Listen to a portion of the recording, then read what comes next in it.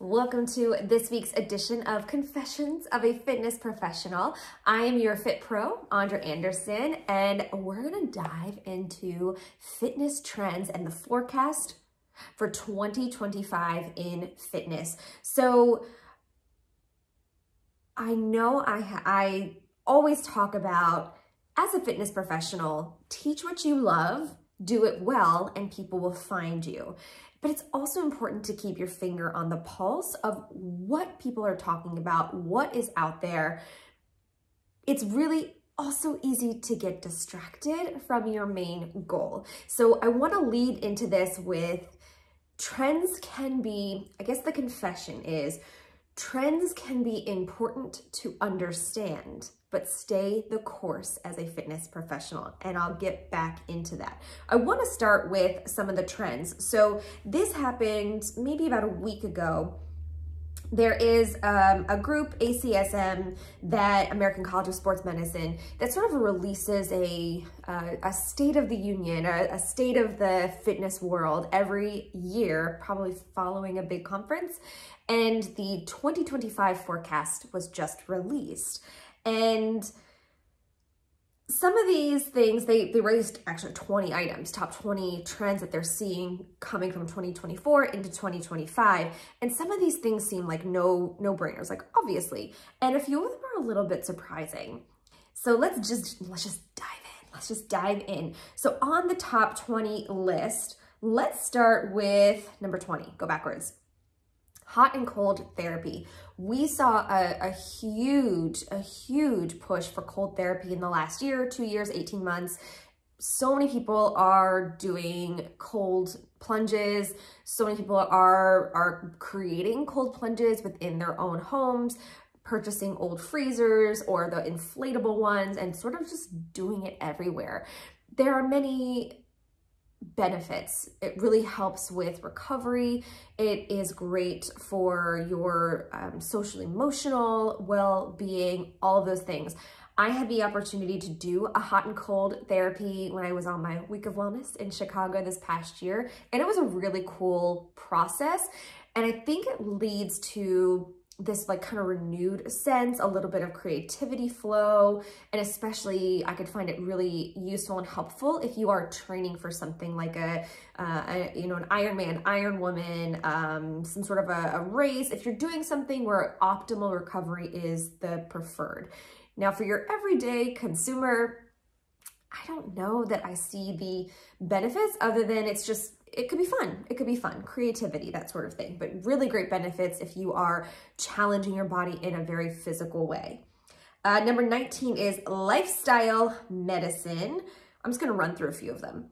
18 is a body weight training. Yeah, for the body weight training. Calisthenics are where it's at, y'all. Calisthenics is where it's at. Go back to the basics. Every time I go back to the basics, it is so good. Number 17, exercise as medicine. Again, loving that idea, loving it, preventative. Number 16, I thought this was kind of low, personal training.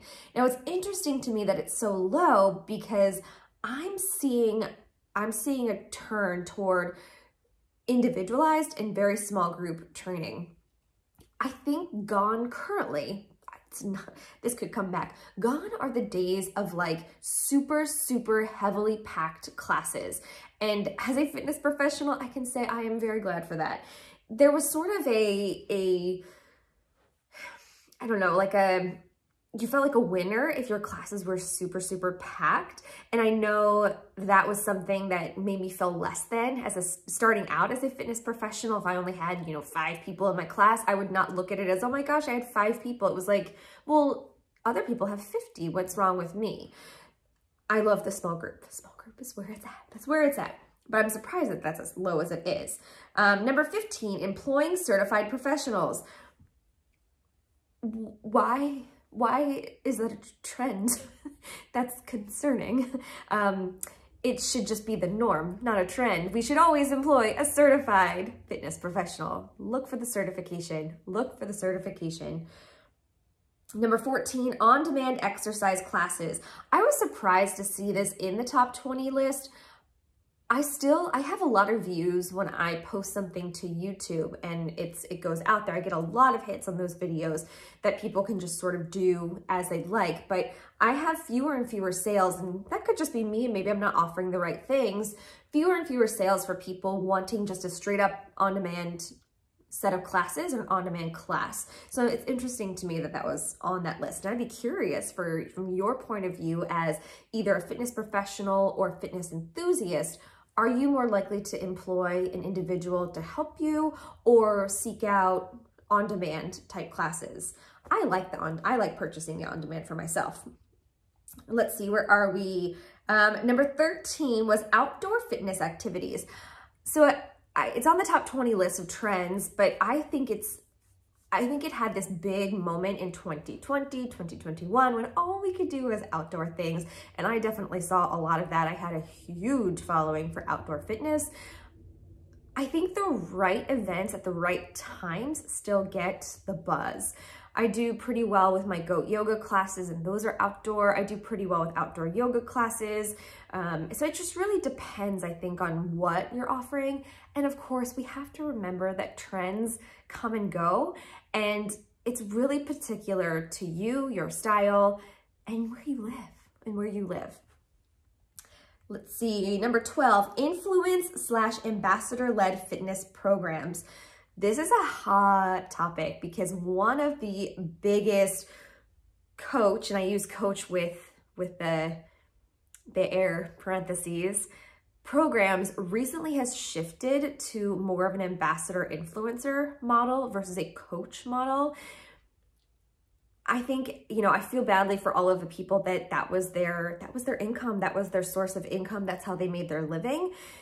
But I think it's also finally putting in front, a lot of the people that were coaches with that program had no fitness certifications, never did any of the background work that fitness professionals are usually required to do, but their bodies looked right. They did programs and they moved themselves through it. So they were able to be employed as a coach.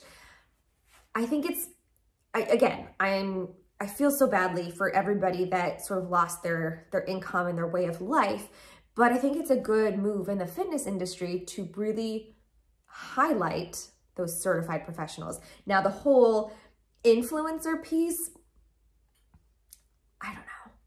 Just because you have a certain body type or because you have a certain look to yourself, that shouldn't mean that you are automatically the right person for that gig.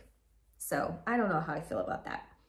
Number 11 was youth athletic development. I think we're gonna see a resurgence in youth athletics, and I'm already seeing it in the small area where I live, a big push for adult recreational fitness, adult leagues and things like that. We see pickleball being really big. People are getting really amped for team activities. Let's see, number 10, health and wellness coaching. That's something that I want to really dive more into for myself. I see great longevity in it. I think there are so many companies and employers that are offering it to their employees. Like, hey, you get, 3 or 4 health coaching classes or sessions for free as part of your benefits package. So I think we're seeing a lot more professionals working with benefits packages and working directly with employers. And I think that's great. That's great preventative. That's great for helping people build self-awareness and build healthier lifestyles for themselves. I think that's awesome. Number 9, functional fitness training. Yes, I love that. I've really tried hard in my classes, so like yoga, Pilates, to make connections for my clients on how this relates to functional fitness and just functional life overall. So when we're doing a particular movement, we're not just doing it. I explain, we're doing this so that you can continue to get up and down from a chair. You can continue to get in and out of a car. We're doing this so that you build your grip strength and you're able to still pull yourself up 50 years from now if we continue to practice this. So I'm really trying to be mindful about making the connection to, why does this matter? Why would we do this movement? And in my mind, I'm hoping to empower clients so that when they're on the road or they're unable to come to class, they have a handful of things in their mind that they can tap into that will continue to build their overall fitness and wellness for life. I love functional fitness. Number 8, no surprise, this is high in the list, exercise for mental health. I think we're teetering a line right now. There's still, and it's interesting, a few paces up from this one, we'll have something that I think is weird that it's on the top 10 list, but a lot of groups are starting to move away from exercise for how you look and more exercise for how you feel. So we saw a rise in the last 18 months of, level 2 fitness, where you sort of get yourself up to a moderate walking pace. Walking has come back as a major win, something that is accessible to many people, something that you don't have to prescribe to a gym or subscribe to a program to do, although people that are creating programs around walking are doing really well right now. We're also seeing people do like comfy, cozy fitness, like have a little like treadmill that you can walk and read, walk while you're watching a show, something like that. Cozy level 2 fitness has become a thing where you're kind of maintaining your fitness and it helps your mind. Let's see, number 7, data-driven training. So that's like knowing your numbers, and that is using technology to help you. So I'm a huge proponent in people knowing your data, like know your numbers. Do what you can. If you have the health benefits, go do all the preventative work. Figure out where your levels are. Figure out your overall like vitamins, your body composition. Figure out what are things that can continue your healthy journey. And also knowing, sometimes too much data is like a little overwhelming, but when I did things like I did a DEXA body scan and understanding where my like fat deposits were all over my body. I've done things before where you figure out your VO2, you figure out overall like oxygen levels, knowing your resting heart rate, knowing your sleep over time. That can be really powerful information. And especially if you're looking for a customized approach to fitness and wellness, knowing your numbers is gonna give you a place to baseline, a foundation, and give you the opportunity to set goals. So if you want to increase your endurance, that's great, but where are you starting from and where do you want to go? Knowing your numbers would be really, really helpful for something like that. So I'm a big fan of the data. I was really surprised to see number 6 on the list. Number 6 is HIIT, high intensity interval training. I thought we left HIIT behind. Maybe, and this could be, there was a time where I feel like the Orange Theory classes, and that was like the hot thing to do. It still, I think, is a hot thing to do, but we're seeing a lot more Pilates, yoga, walking happening at the moment. So I was surprised to see that HIIT might be making a resurgence. I feel like it goes up and down based on, I don't know how people feel at the time. HIIT is great when you're doing true HIIT because it's quick. It improves your endurance overall. It's a great cardiovascular kind of workout. It's not something I would do more than 2 or 3 times a week. It's not something I would do every single day. You're gonna your body's just gonna go up and down and up and down and up and down. But it is great when you're packaging it with a full fitness. I was just surprised to see it in the top 10. Number 5, traditional strength training. Whoop, whoop. I think especially as millennial women are aging and Generation X women are aging, they're noticing a rapid strength loss as you age. And going back to strength training, lifting things, even body weight training to get yourself started is going to help people see a slower decline in bone loss and muscle loss. So amping up the strength training is all good. I love that that's in the top 5. Number 4, exercise for weight loss. I was surprised to see that. Although I know there are a lot of promotions, and there's a lot, especially in the celebrity world, for people using GLP-1s and what are they calling them? Are they calling them collagen? They're calling them something. There's a sweet term for those weight loss, basically weight loss drugs, that Ozempic and things like that people are prescribing to, and there are a lot of different ones now that people have seen some success with it. So it's interesting that exercise for weight loss made the top 5 list, because I feel like a lot of people are really leaning more into their nutrition, which is great. Exercise for weight loss can be a piece of the puzzle, but I think a lot of it is your overall health, wellness, and nutrition. Number 3, fitness programs for older adults.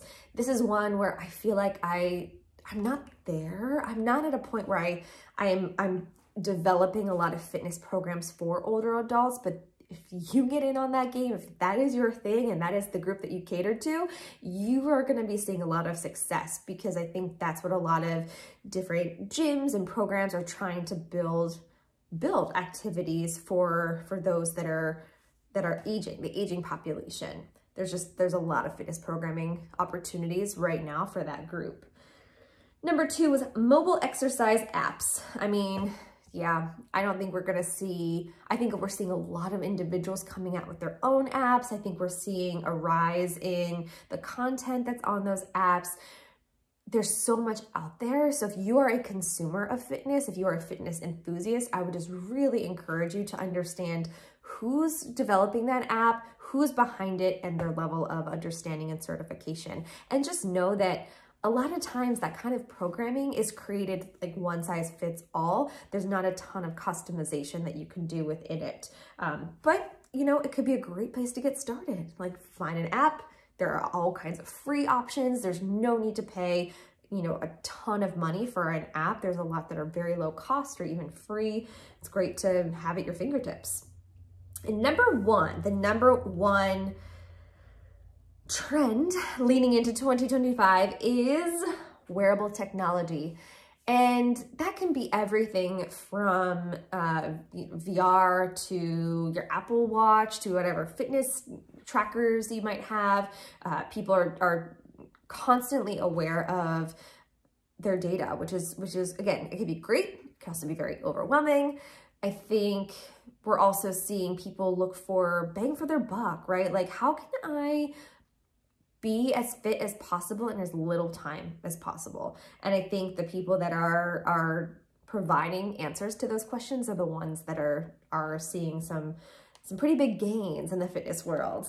Not just strength gains, I mean like monetary gains. So I always love to keep my finger on the pulse. And the reason I share this fitness trend survey, so this ACSM, this group looks at, they survey like thousands of fitness professionals and trainers across the country. So they're seeing what trends are happening, you know, throughout the country, not just sort of to one area of the country. And again, it could be different wherever you happen to live. It could be very specific, but I've spent a lot of my fitness professional career just trying to keep up with the trends and trying to offer things that are super fun and flashy and showy. I've kept with some longer than others. I can see, you know, yoga continuing to have its benefits, Pilates continuing to have its benefits. I see a lot of love for barre. I see a lot of love for specialty programming. Places that I feel like in this particular area where I live, senior programming is huge, more customized programming is huge, and the more that you can get with employer benefit companies, the better. They're the ones that have the big bucks, they have the money to spend, and they want to do preventative health care because it helps, it helps their bottom line more than anything. But that is sort of what I'm seeing right now. That's sort of the trend report for right now. And I'm curious to see where we are this time next year. So if you keep your finger on the pulse, or if you are seeing those things, if you're a fitness professional, I'd love to see and hear what you're doing, what you're seeing, or if you're a fitness enthusiast, what you would like to see more of. What is it that you would hope would become more of a fitness trend, or, you know, something you want to see return, or something new that you would like to see emerge? I'd love to know. Thank you for joining me for this week's confession, and I'll see you next time. Bye.